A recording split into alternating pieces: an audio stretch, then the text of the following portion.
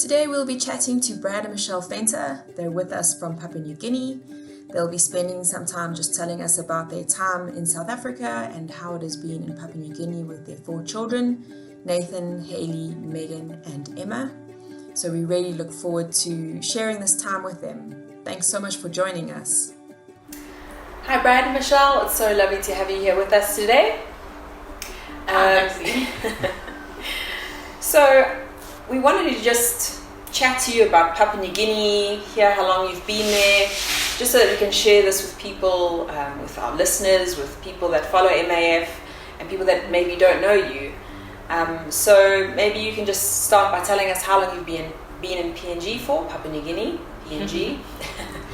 And then just, I don't know, give us a feel for what it's like to live in Papua New Guinea and what it's been like. Just a brief feel, and then I'll carry on with more questions.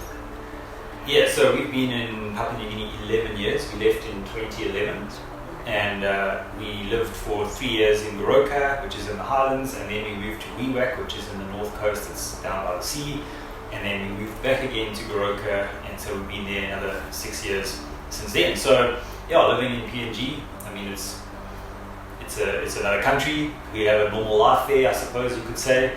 It is quite a third world country, and there's definitely a need for MAF, especially in the rural areas, because the road access and things like that are very poor. So yeah, but we call it home now. It's the place where all our kids have grown up, and so yeah, it's just home for us. Yeah, definitely. I agree.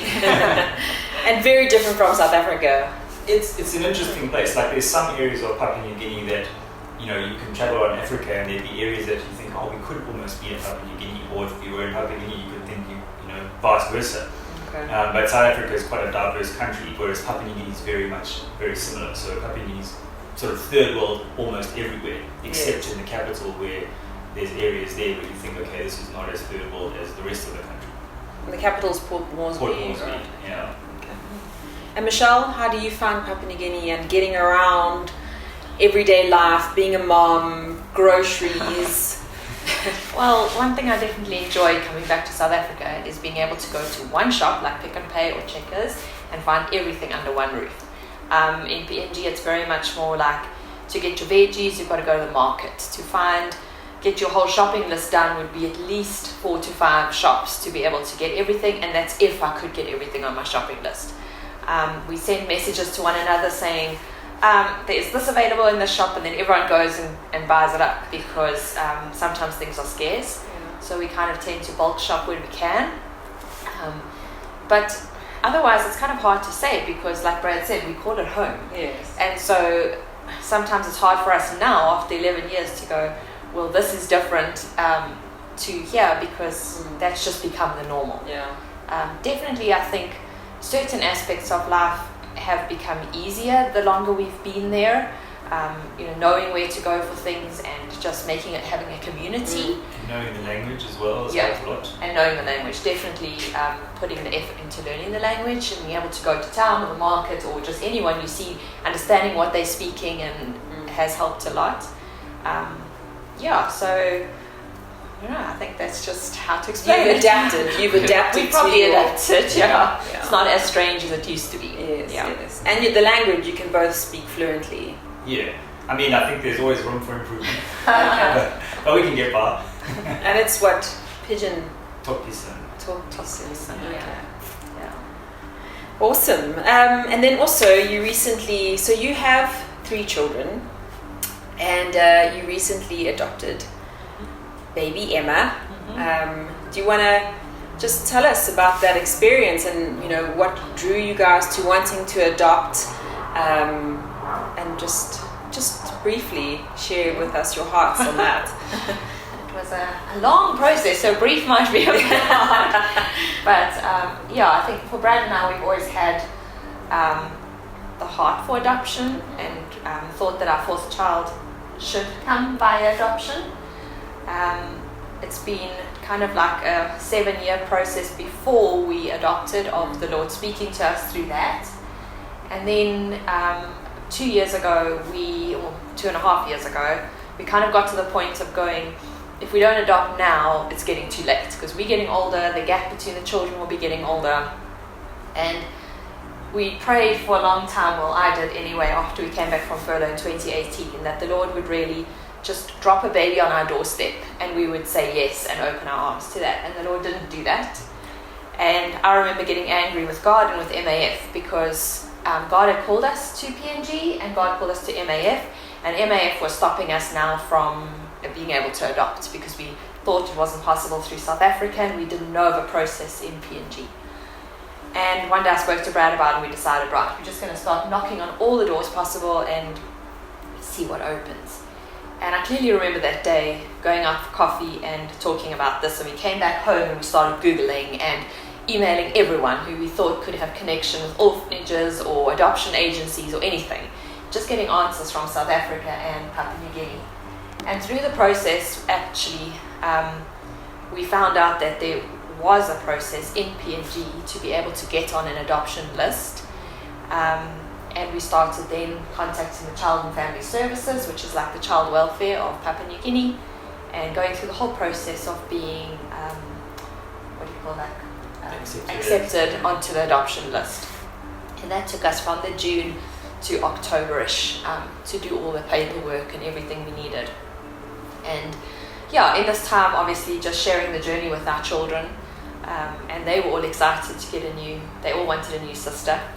And then through just so many answers to prayer, and Emma came to be with us on the 24th of December 2019. So she was our real Christmas present that year, and we just all fell in love with her straight away. She was 7 weeks old, and it was just such a joy to have her in our home. And still now, I mean, the kids have adapted so well. They all love her. She's now 2 and going through the kind of terrible 2 kind of phase, so stretching boundaries and whatever.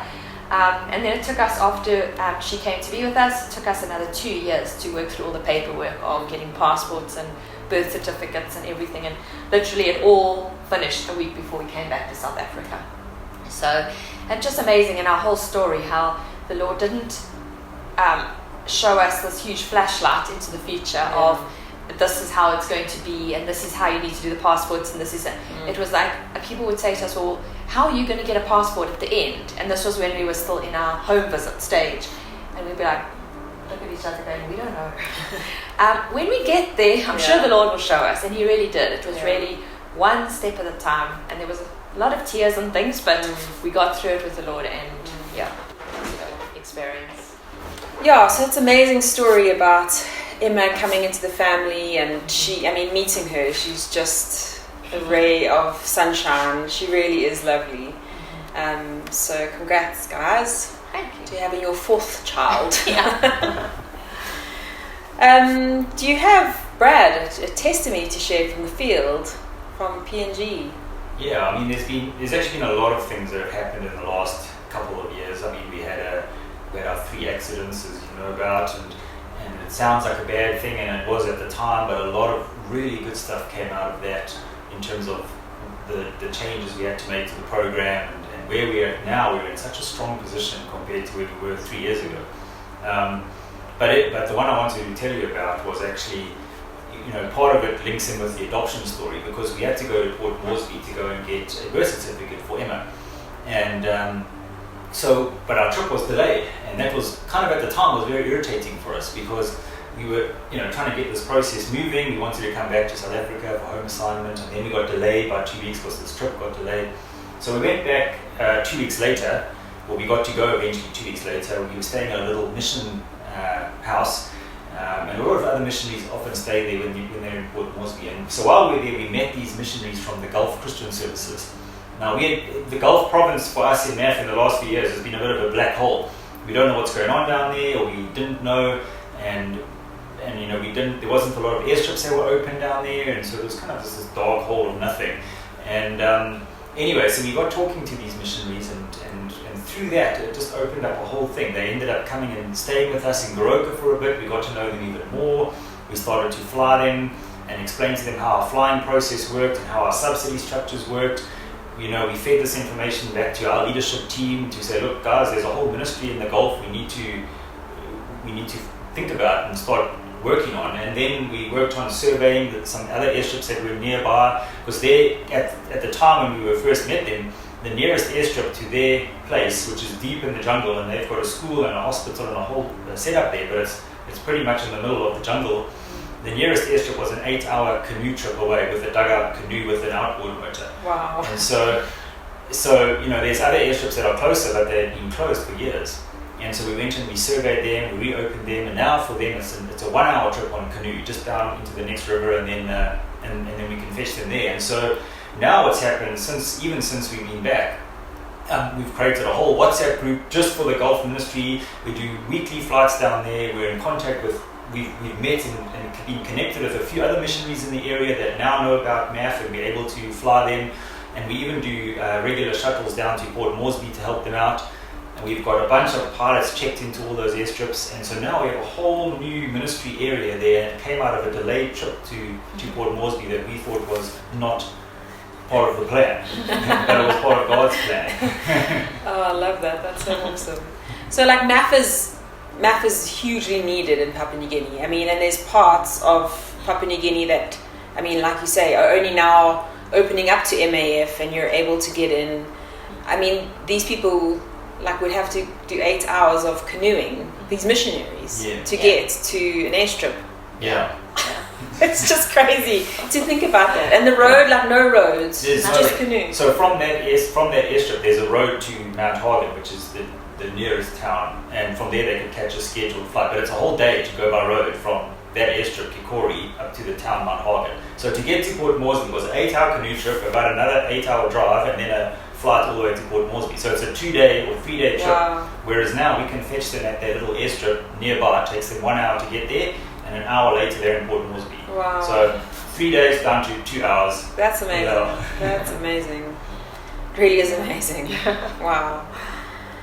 And your plans while you're in South Africa, how long have you been in South Africa now? So we got here middle of November around about. And so the plans from now, we've got another 6 weeks, and then we go back to Papua New Guinea. So we've just got a bunch more presentations, different church meetings, visiting friends, supporters, family. So that's basically the plan. A bunch of doctor's appointments, normal home assignment stuff. Bit of shopping. Bit of shopping. But it's been a really good home assignment. I think it's probably been our best home assignment yet. And it was kind of a funny one because we didn't actually plan a single thing, because we didn't know what was happening with all of the paperwork, and so we just didn't do anything. We thought we'll worry about it if and when everything gets finalized. And so once we had the paperwork, a week later we were in South Africa and we hadn't planned a single thing. And then we started to put some plans together, and actually it's been a really good time. Yeah. Good. Have you had some times of rest too, and just refreshing while you've been? Yeah, we've had a nice family Christmas where Brad's sister could come from overseas as well, and both sets of parents could come and have Christmas together. We've had a family holiday, and we're about to go on another 5-day family. It's good to spend time with family while you're here. And then, when last were you in South Africa? I can't remember. 2018. 2018, Yeah. Okay, so it's been a while. Yeah. It's been a while that you haven't connected Yeah. physically, but you're generally able to Skype or Zoom or with your family. Yeah, so we keep in touch via those ways. Yeah. But it's always nice to actually hold grandchildren or things like that is different. Yeah. So, yeah. And then what's next for you guys? I know you're going back to Papua New Guinea. So I think this time around we're just going back to what we've been doing. So I'm going back to my role as pilot, flight ops manager. Michelle's going back to continue looking after the family. The good news we found out about today actually was that the school is likely to have space for our kids starting in August of 2022, which is the start of the school year. And so we're quite excited about that. It's a major answer to prayer that we've been praying about for a long time. MAF's been praying about, and many of our supporters have been praying about. So thank you to those people that have been praying for that. It's fantastic, because what that's going to do is it's going to free Michelle up a lot. So she can spend more time with Emma, but also Michelle's got other ideas for some ministry things she wants to get involved in, like hospital ministries. Because of adopting Emma and some of the medivacs we've done, where we've taken people to the hospital, and particularly pregnant moms or moms in labour and having trouble like that. And Michelle's been with on a few of those. She's connected with some other people there, and she has an inroad into that. And so that's a ministry Michelle's been really interested in doing and starting and being involved in. And so that would give her the capacity to go do that. That would be an amazing ministry. You'd be very good at that ministry. Thank you. Well, you must keep us updated, and that could be one of the things that we pray for you guys. That door opens fully, and that you can start that kind of ministry. Yeah, there's such a need for just people who care. Yes. I've just walked through the hospital, and it's just very impersonal. And it's because there's very limited staff at the hospital, that the staff that are there can't give the necessary, I think, emotional care that the people need. Yes. And I think so many, especially of the women in Papua New Guinea, go through such a traumatic time through childbirth and things like that. And I think there's a huge need for counselling and just someone who wants to listen, that I've just seen in the times that I've been there. So I really feel that's something that I could maybe just, be part of. And start. I mean, is there anybody doing anything like that? No. So it would be out of my comfort zone, I must say, when I think about it. But it is something that has slowly grown in my heart, since, especially since adopting Emma and her story and things like that.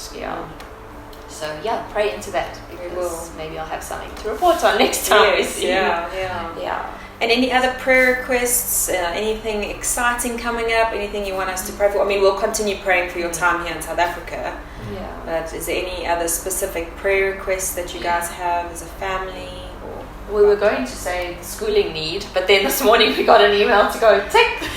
That's an answer to prayer. That's a praise item. So that is exciting that the kids may be going back to school. If something changes, if someone, like one of the teachers happens to get sick or anything like that, then it's possible that things will change. But for now, at the moment, it's looking good. So keep praying for that. I think keep praying for that things don't change.